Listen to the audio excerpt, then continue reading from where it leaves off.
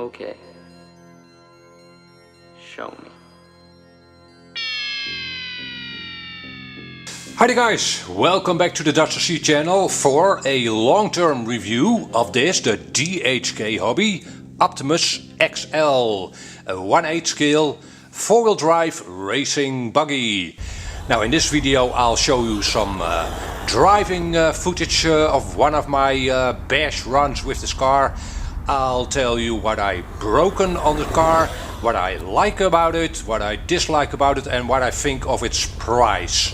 If it's a good value, so to speak. So let's get into it. First thing, what have I broken on this car? And it's a good thing to start with because it's a very short list.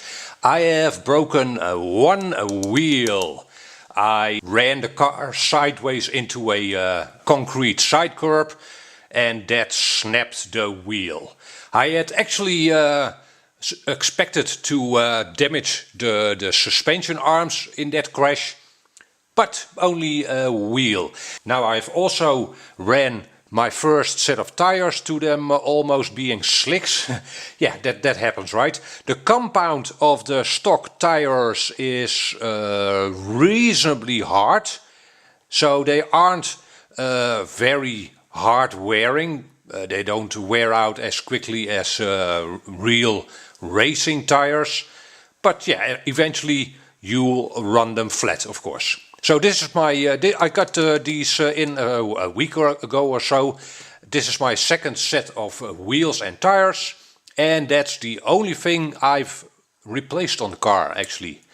As you can see, the body shell still looks very good, and that's because in rollovers it's protected by the spoiler and the front shock tower. Actually, it's almost amazing how well the shell still looks. And okay, so if I wouldn't be reviewing the car, I'd probably replace the steering servo, because, well, I like very responsive and precise steering on my cars. But again, I'm reviewing this car, so I haven't, and the stock steering servo is actually pretty okay. It's not a slow, sluggish servo, and it's pretty strong. The stock Lipos that come with the DHK Optimus XL, at least if you order it from Banggood, where I ordered mine, the stock Lipos are actually pretty okay. Better than I had expected. Yes, I do obviously have better Lipos, but it's not a night and day difference. The car isn't suddenly twice as fast with brand Lipos. It's maybe 5% faster. So yeah, for what you get with this ready to run package, the Lipos are better than I had expected. Usually stock Lipos are well, throwaways. No, maybe not throwaways, but generally perform far less optimal than brand Lipos. Okay, so one thing in general about cars like this, and especially actually this Optimus XL, because it's slightly higher off of the ground than racing buggies, you'd think that you can't get over rough terrain with this car. And let me switch to one of the bash sessions I had with this car. As you can see here, it runs very well actually over very rough terrain. And usually you'd want to use a monster truck maybe for a terrain like this. But as you can see, it just glides on over. Slightly better than some other buggies in this size, because again its center plate is slightly higher up than most racing buggies.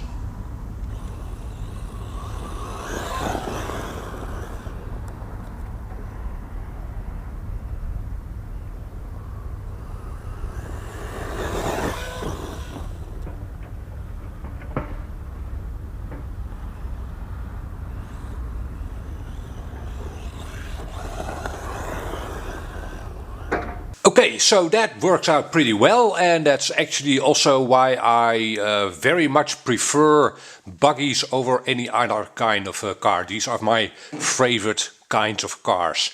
I'll show you another buggy of mine in a minute, by the way. And let me see. Yeah, speed. This is a racing buggy, right? And racing buggies never have a super duper high speed, at least not in stock form. You generally don't win a race with top speed, right? You win a race with acceleration and road holding. But here is a clip of me driving the car on grass, and as you can see, it's still pretty fast. I'm not sure what the actual speed is. 65, 75 kilometers an hour, probably. So, and that's on 4S, the stock 4S. Pretty respectable, I'd say. Okay, so that's definitely one of the things I like most on this buggy.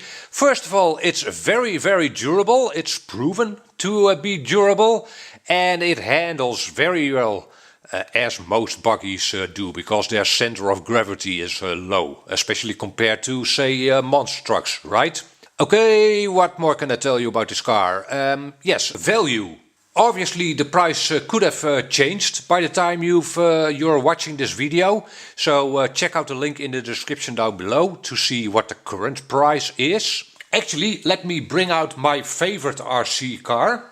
Hartstikke my favorite RC car. It's a Kyosho Inferno VE. And yes, why is this my favorite car? Well, I'm a Kyosho fan. This car looks very good, in my opinion, of course. Great road handling, very nice, and it's pretty fast as well. Slightly faster than the DHK Optimus XL, slightly, but not a world of difference. This one does have a far more expensive steering servo. And let me see, yeah, this car cost me 650 euros, I think. And that was without batteries. Hot damn. Okay, so again, have a look at the price of the DHK Optimus XL. It is far less expensive. Not a little less expensive, it is far less expensive. And is this a better car? Yeah, it's a slightly better car. It has more adjustability. Droop screws for one. And it looks better. Yeah, I think it looks better. Especially the body looks more modern, a bit menacing. It's also wider, by the way. But yeah, the DHK hobby car is very durable. Handles well, good speed. Huh. So I have a hard time defending this car over here, which is at least twice, almost 3 times as expensive. Yeah. Okay, and as a Kyosho fan, that really kind of hurts to have to say that this DHK Optimus XL is basically a far better value for money. Not a little bit better, but far better. Yeah.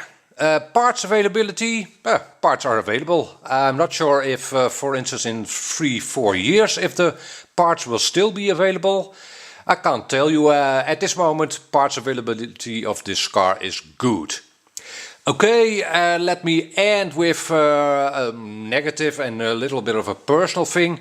The thing I like least of this Optimus XL is the body, the colors and its shape. It doesn't look very modern to me. And might be a personal thing, but that's my take on it. And I actually think that's holding the car back in sales, I mean. With a more modern, a bit more menacing body and color scheme, it would have done better, I think. That's my opinion. Give me your opinion. What do you think of the body? The car itself is great, very durable, handles well, and even the lipos that come with it are good. So, yeah. Well, that wraps up my long-term review of this car. Maybe you'll see it back in some bashing videos in the future, but For now, those are my thoughts on the car, and if you have any questions or suggestions, hit me up a comment down below. Thank you very much for watching. Catch you on the next video. Bye bye.